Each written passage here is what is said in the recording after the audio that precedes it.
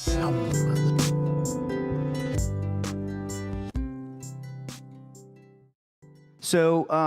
what I wanted to talk to you about today was I wanted to start framing this from the perspective of the technology that we currently have in front of us. And we are really living in extraordinary times, right? We know over the last several decades, we have witnessed an explosion of both the accessibility and diversity of information technology.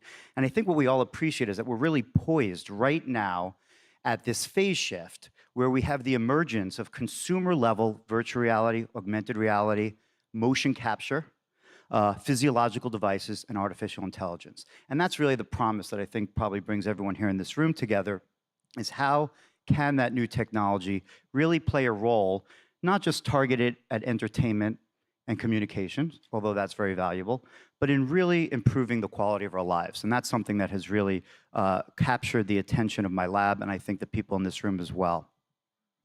All right, so let's keep going. So one thing that we've observed is that despite this technology having a positive impact on our lives, it really challenges how we interact with each other and with the world around us. We call that in our lab the distracted mind, right? So we have this sensitivity to interference. And we've been studying for a long time, why are we so sensitive to interference? And how does technology play a role in that? So we have these abilities in our brain, and if we turn to neuroscience, we call them cognitive control. And what these abilities do is they allow us to interact with our complex world around us based on our goals. We really look at a triad of abilities.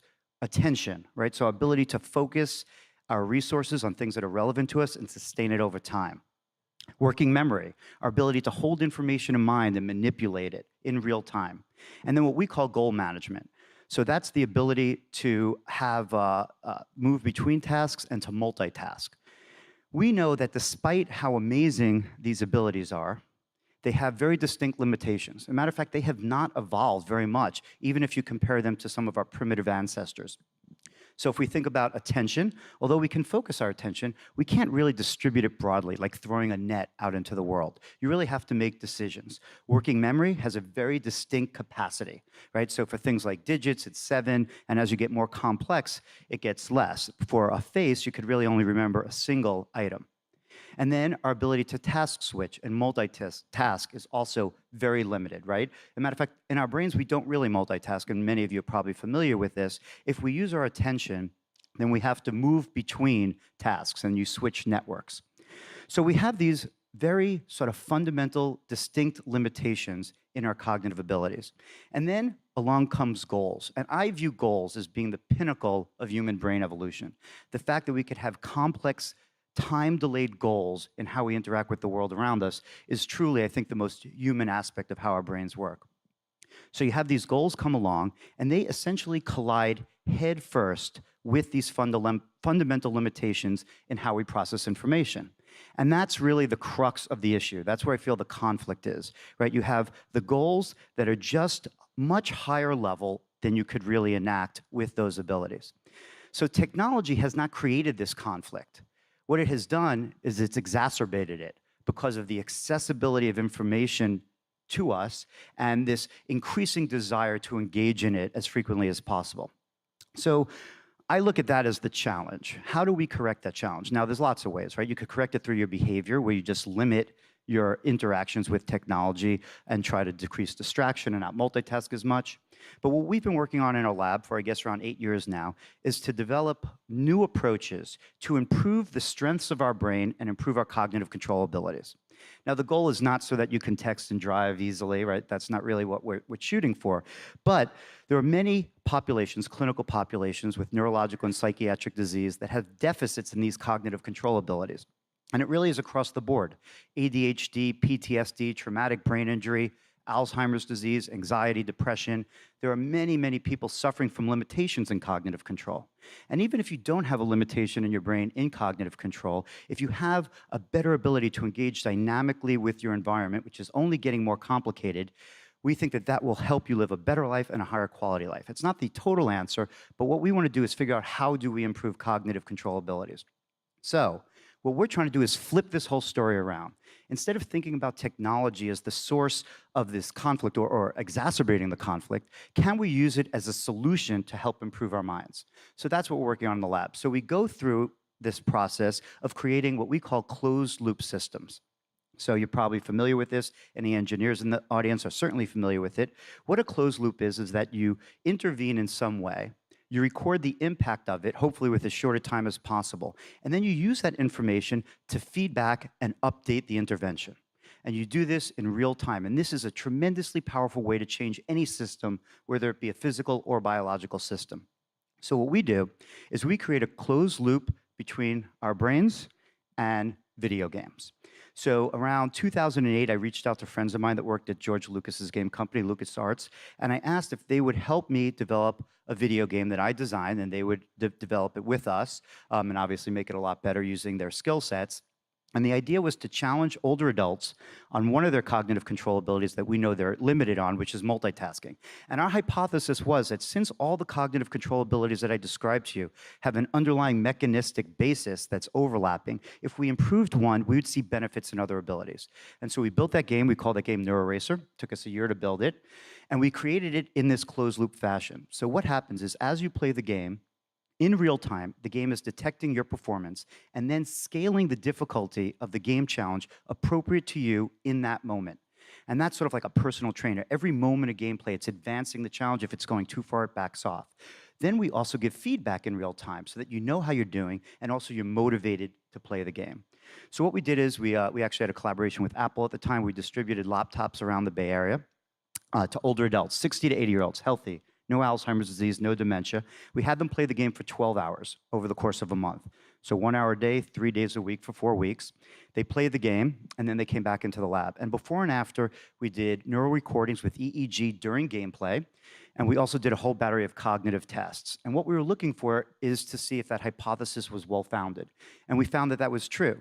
The older adults that were really challenged in their ability to multitask on the game not only showed an improvement in their ability to multitask that actually exceeded the level of 20-year-olds who played the game for a single visit, which was amazing.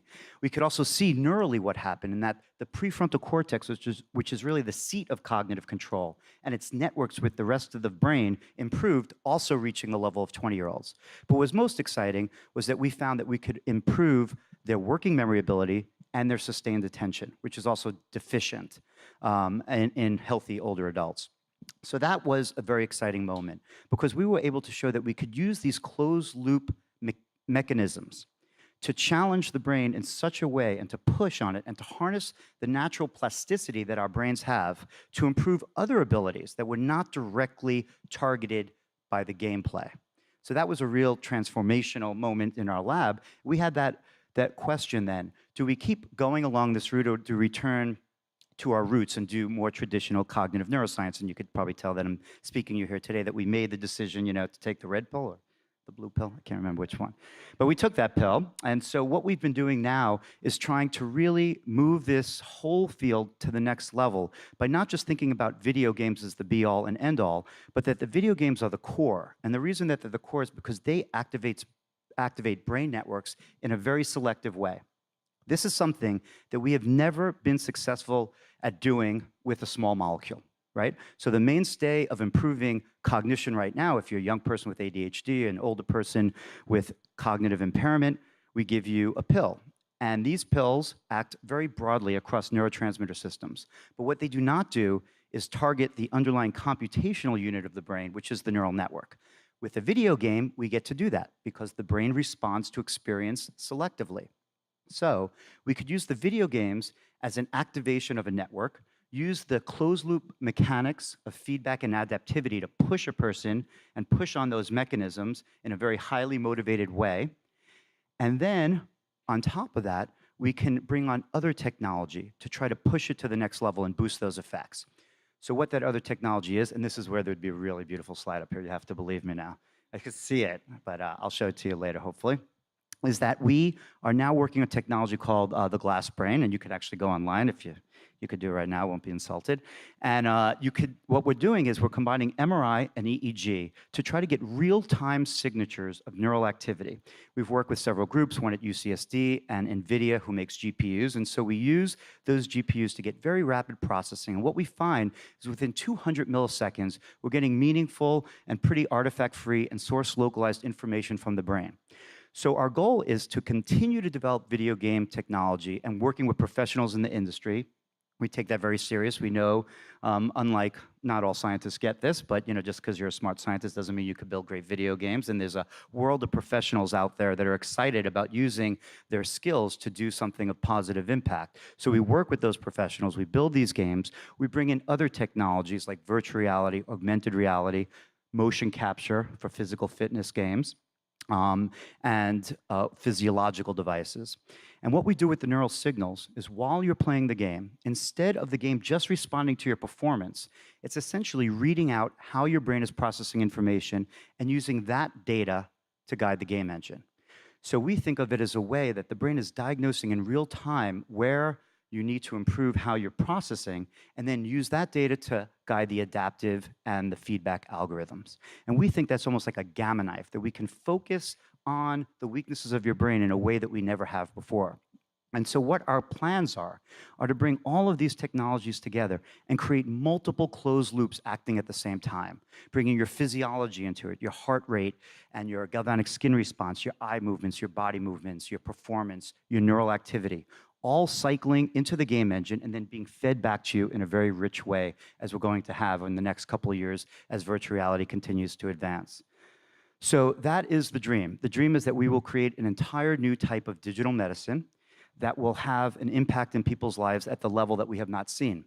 And I'm not saying that this will necessarily cure all these diseases or even replace medications in its current form, in the form of small molecules and pharmaceuticals. But we think we can at least reduce those doses, minimize the side effects, and then use this closed-loop approach that uses modern technology, sort of pivoting consumer-facing technology and reinventing it as a tool for improvement, and reach levels of enhancement and hopefully moving into quality of life that people have not seen yet.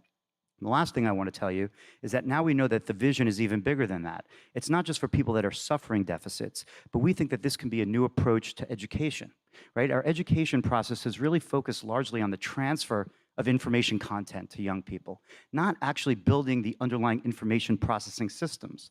So we think that this will be a tool of education, wellness, and health. Thank you.